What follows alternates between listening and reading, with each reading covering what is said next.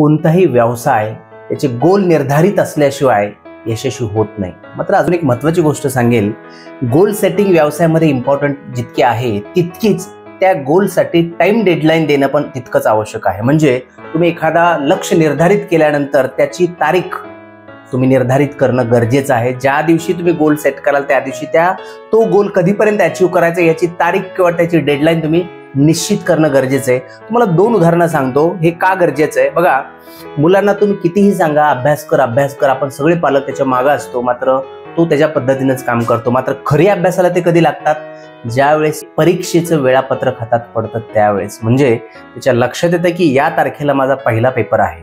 तिथून पुढे मात्र फार तुम्हाला सांगायला लागणार, ऑटोमॅटिक ते लोक स्टडीला सुरू करतात आणि मन लावून अभ्यास करतात। दुसरं उदाहरण सांगतो, आपण नवीन घराचं बांधकाम करतो त्यावेळेस घराची दररोजची थोडी कामं सुरू असतात। मात्र ज्या दिवशी तुम्ही वास्तू शांतीची तारीख फिक्स करता तिथून पुढे बघा, कामाची राहिलेली कामं असतात त्याला काय गती मिळते आणि बरोबर वास्तू शांतीच्या आदल्या दिवसापर्यंत सगळी कामं झालेली असतात। म्हणजे तुम्ही गोल सेट केल्यानंतर जर त्या गोलला जर तुम्ही टाइम डेडलाईन दिली किंवा तुम्ही जर वेळेची मर्यादा जर ठेवली, ऑटोमॅटिक आपल्याकडून ही कामं करून घेतली जातात, स्वतःहून आपण करतो। म्हणजेच तुम्ही त्या गोलला तारीख निर्धारित केली किंवा डेट फिक्स केली, ऑटोमॅटिक तुमच्या कामाचा स्पीड वाढतो।